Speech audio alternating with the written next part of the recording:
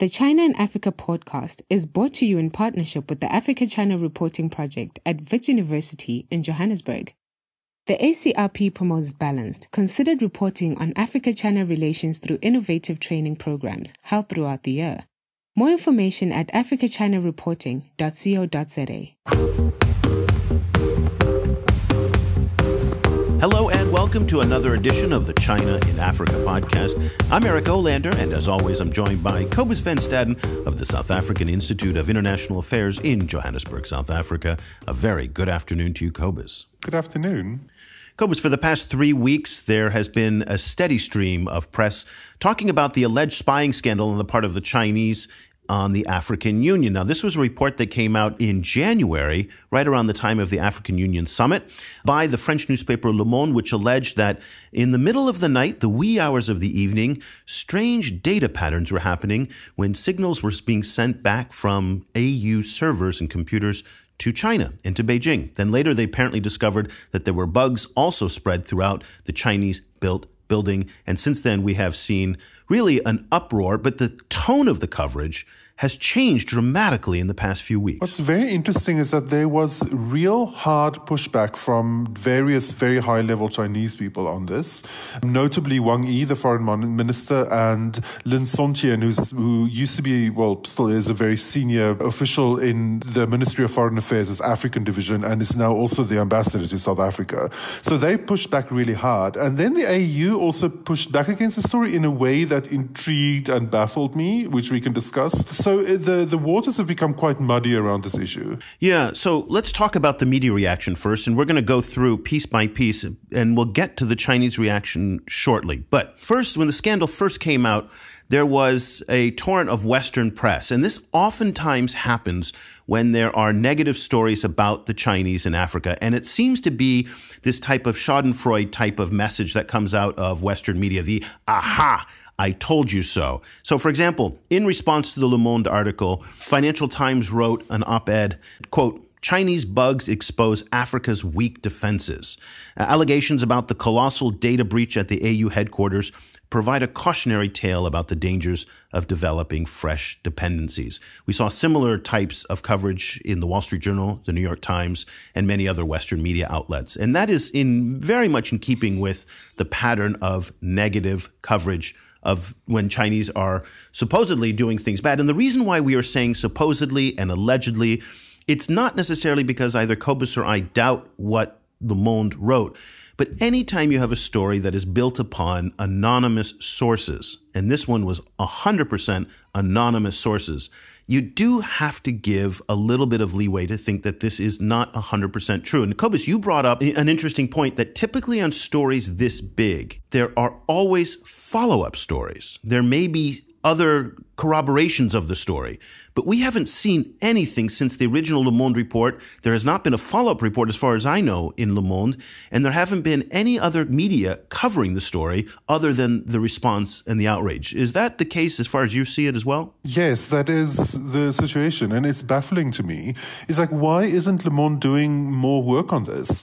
It's really interesting. I was wondering whether it has anything to do with the difficulty of reporting in Ethiopia, which is notoriously a very, very controlled system, it's a very authoritarian system.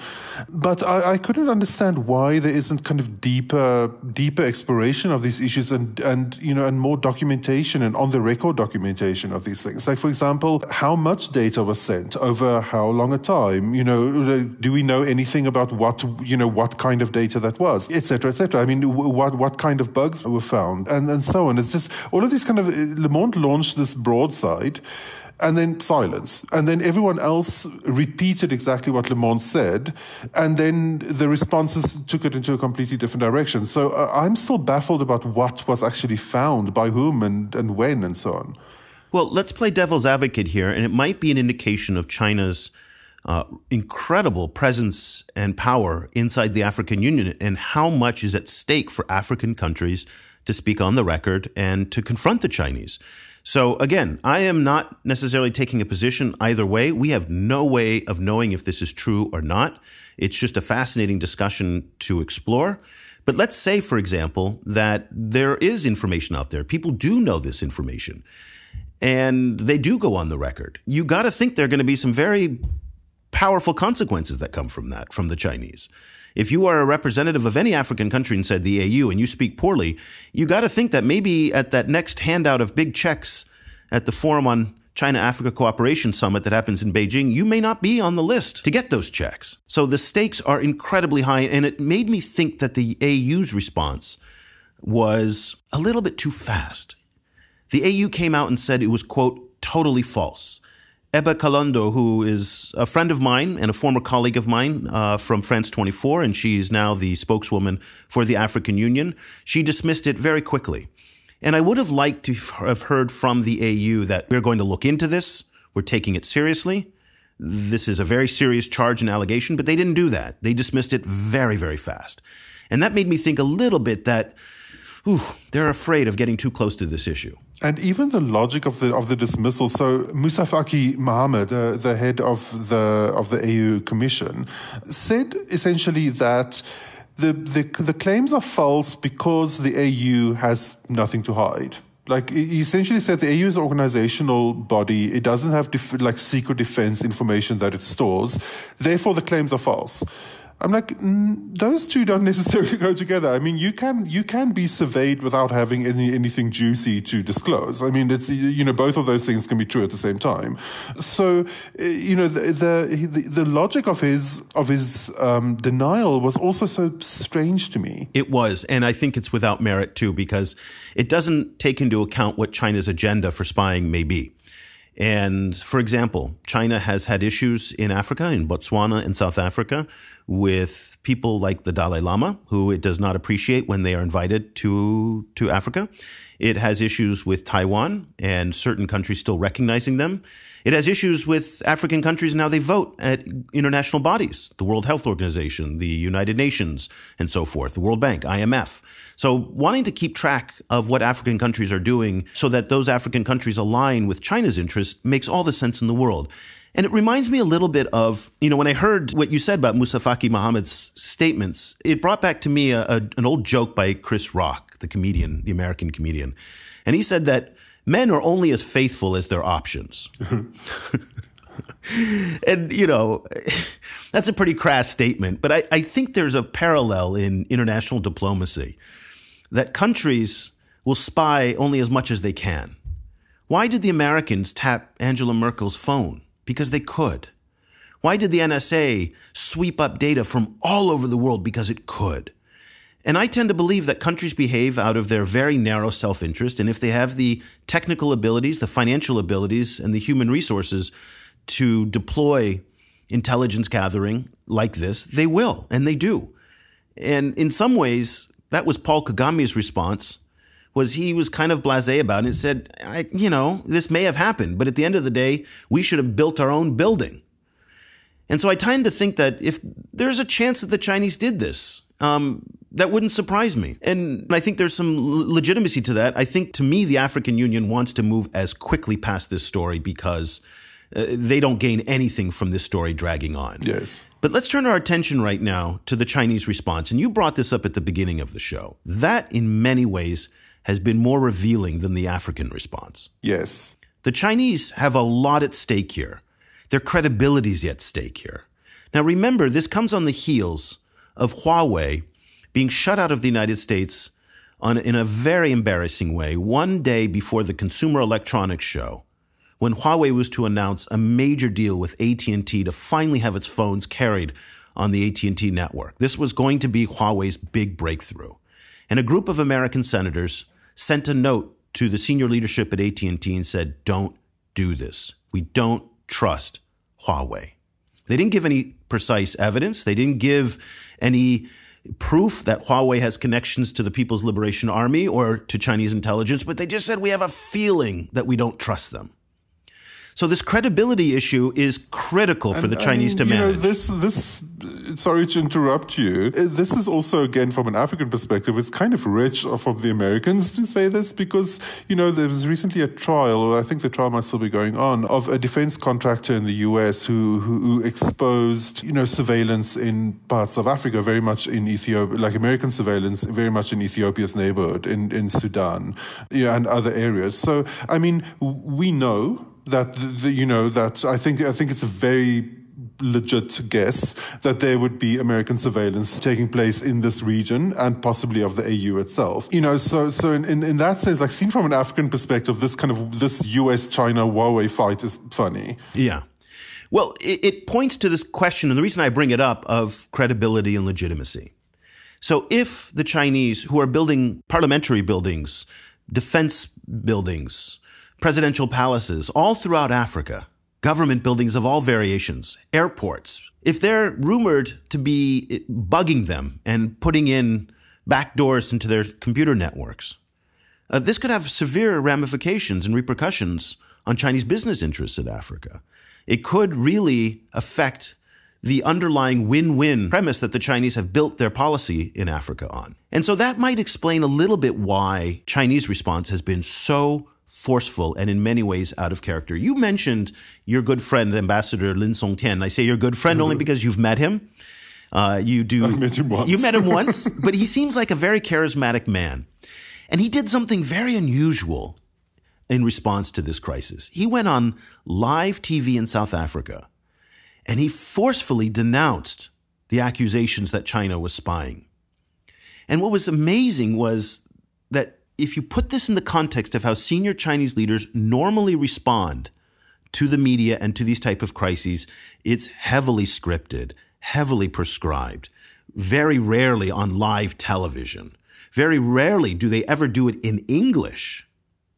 They always do it in their native language. And so Ambassador Lin here, he broke so many of the precedents of Chinese diplomacy. Let's take a listen. So this is taken from SABC, broadcast live in response, and you will hear his tone, how forceful it is, and almost just pissed off and angry that he has to defend the Chinese.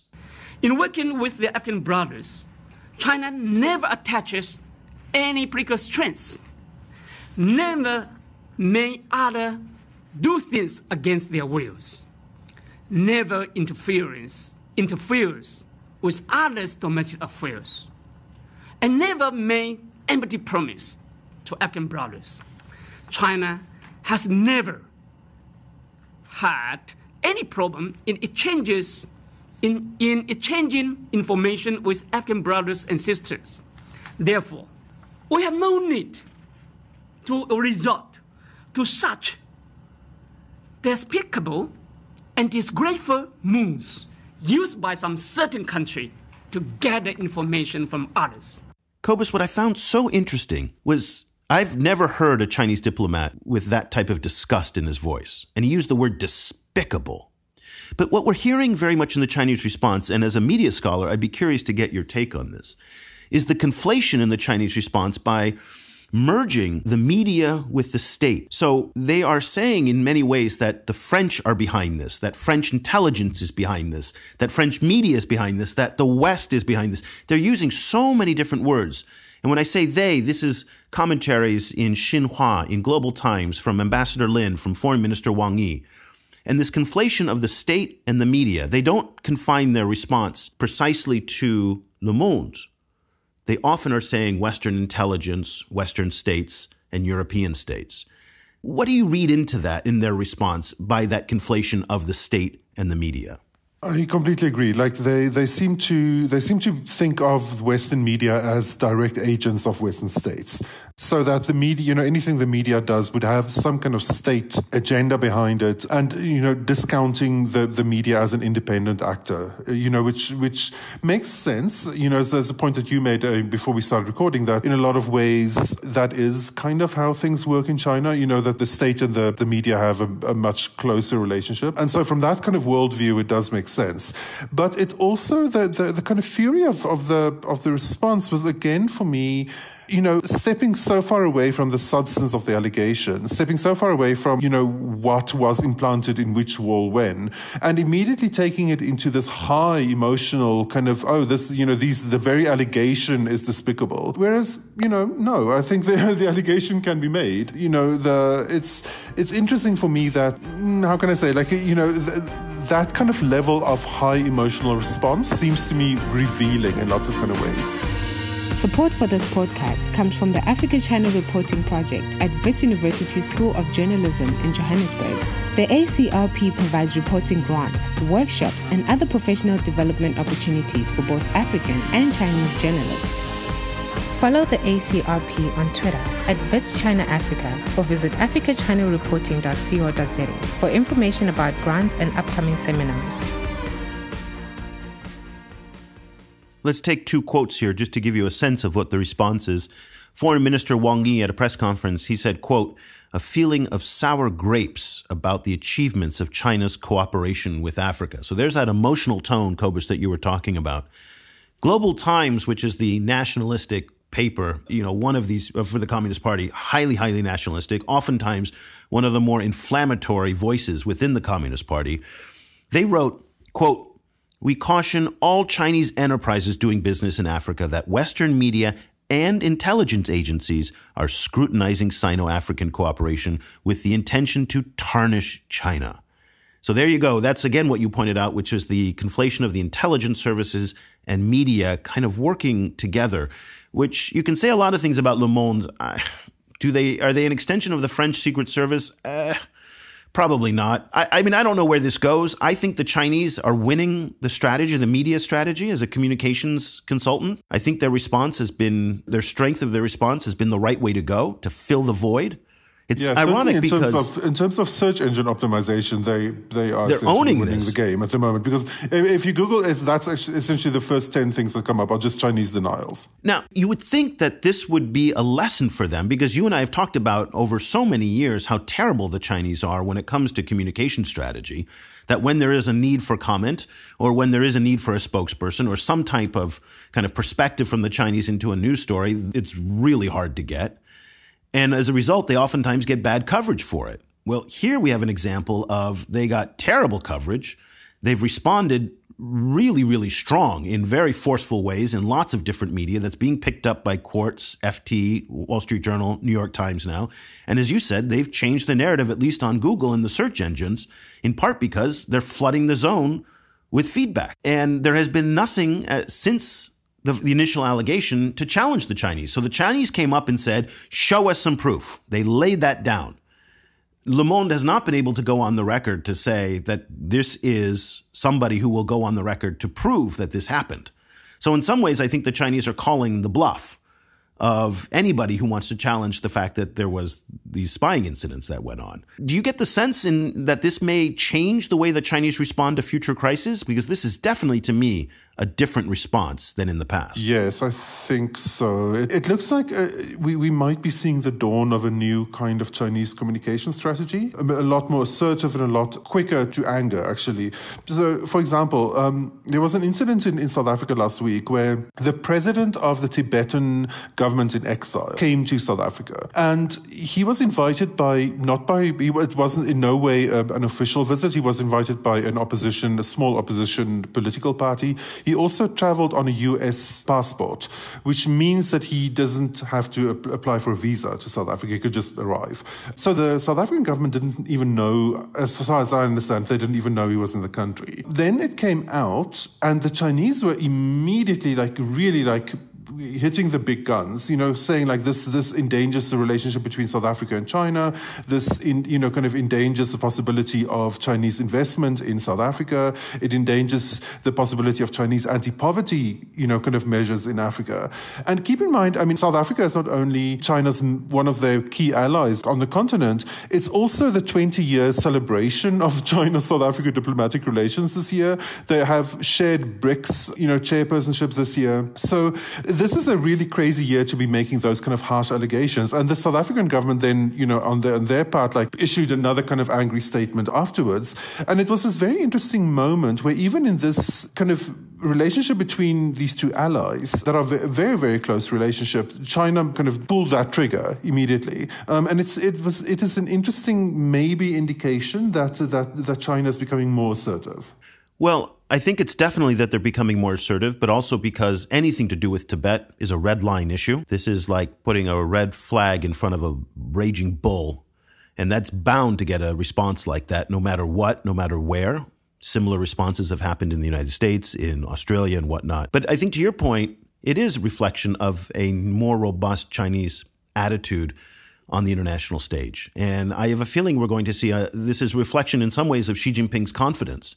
And that confidence then spreading throughout the foreign ministry and how they engage the world, which is going to be much more on their terms and much more forceful. And the West and other critics are going to have to be on the defensive. So in some ways, this is a good lesson, not just for the Chinese and how they engage in media strategy in Africa, but I think for how the rest of the world learns how to deal with the more robust Chinese response. That if you don't have an answer to an allegation against the Chinese, they're going to come at you, and they're going to come at you hard. And that's what we've seen in this particular instance. But it's also, in this case, it reveals the African Union in lots of kind of unflattering ways, because one of the reasons why we now probably will not get any kind of clarification of this issue is because the AU is now crouching and will probably not allow any kind of independent investigation into the situation and won't be saying anything. No. Which from an African perspective is one of, it's not surprisingly that Africans generally are extremely lukewarm about the AU. This reaffirms the existing narrative, the prevailing narrative of the AU as a toothless It's just a weak body organization, as a weak organization. Let's close our discussion. I mentioned on Paul Kagame, who is the current president of the African Union. He's the president, chairman. I think he's the chairman or he's the president. He's the head of, there is African Union Commission is Musa Faki Mahamat. And then there's Paul Kagame, who I think is the president or chairman. They rotate leaders, whatever it is. But he gave what I thought was the most insightful perspective on this. He said, quote, "I don't think there's anything done here that we would not like people to know. I don't think spying is the specialty of the Chinese. I would only have wished that in Africa we had got our act together earlier on. We should have been able to build our own building." And I thought that response was so interesting because he doesn't deny that this may have been done by the Chinese. But he says ultimately this was the burden of Africa and the African Union and Africans to have prevented this from happening in the first place if it did happen. Because as Paul Kagame's alluding to, certainly the Chinese are capable of spying, but the French have been spying in Africa, the British have been spying in Africa, the Germans have been spying in Africa, the Americans have been spying in Africa for decades. And that's just the nature of it. And maybe it reveals more about weakness and strength, that the strong dominate the weak in many different ways, and spying is just one of them. I didn't do a kind of a big media survey in Africa about this issue, but I think some of the discourse that I've seen is in the line of, well, we're not so really surprised that people are treating Africa in this way. It's happened before. It'll probably happen again. There is this kind of weird, what can you expect? Kind of tone in some of the African coverage of this. But that's a reasonable response, because at the end of the day, it's like us getting hacked for our credit cards, or the United States sucking up all of the phone data from Mexico.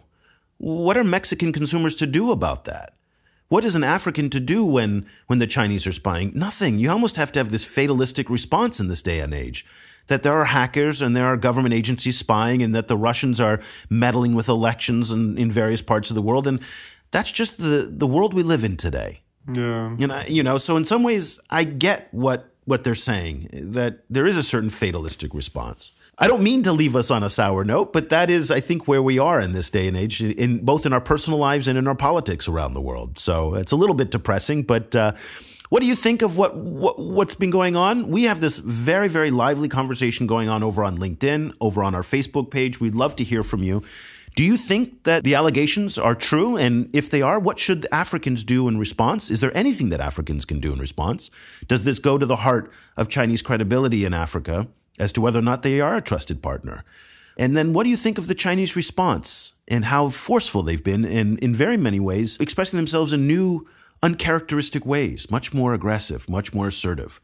Is this something that's encouraging or discouraging? So we have a lot of questions. We're not pretending actually that we have any of the answers, but we do think that this is an area to explore and that we'll have to continue our discussion on it probably in the next weeks or months. I mean, as we said, in Africa, the topic is dying down. The Chinese are still very, very much trying to assert that they're innocent in this, and Le Monde hasn't really come up with anything to say otherwise.